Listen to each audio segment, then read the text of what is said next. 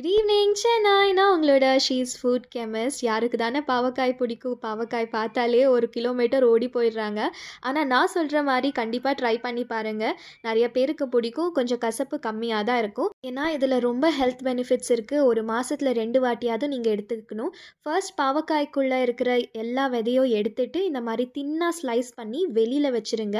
காற்றுல படுற மாதிரி ஒரு 15 மினிட்ஸ். இப்போ ஒரு வானலில் கொஞ்சம் நிறையாவே தேங்காய் எண்ணெய் சேர்த்துட்டு கடுகு, சோம்பு, கருவேப்பிலை, காஞ்ச மிளகா, இடித்த பூண்டு, அப்புறமா சின்னதாக ஸ்லைஸ் பண்ண வெங்காயம் சேர்த்து நல்லா வதக்கி கொடுங்க. இதுக்கு கட் பண்ணி வச்சிருக்கிற பாவக்காயை சேர்த்து நல்லா ஃப்ரை பண்ணதுக்கப்புறமா கொஞ்சோண்டு உப்பு, மிளகாத்தூள், மஞ்சத்தூள் போட்டு நல்லா ஃப்ரை பண்ணிக்கோங்க. இது ஹாஃப் வெந்ததுக்கப்புறமா நீங்கள் டொமேட்டோ சேர்த்துக்கோங்க. இதுக்கு நான் சுகர் சேர்த்துக்கிறேன். நீங்கள் வெல்லம் கூட சேர்த்துக்கலாம். கொஞ்சம் கசப்பு தன்மை கம்மியாகும். இதை நல்லா ஃப்ரை ஆனதுக்கப்புறமா நீங்கள் தேங்காய் திருவல்லும் சேர்த்துட்டு நல்லா ஃப்ரை பண்ணிக்கோங்க. இது ஹாஃப் கன்சிஸ்டன்சி வர வரைக்கும் நல்லா ஃப்ரை பண்ணிக்கணும். கொஞ்சம் கூட தண்ணியே சேர்க்காதீங்க. இதை நீங்கள் ரைஸ் கூட, தோசை கூட, சப்பாத்தி கூட வச்சு சாப்பிடலாம். கண்டிப்பாக ட்ரை பண்ணி பாருங்கள், உங்களுக்கும் பிடிக்கும்.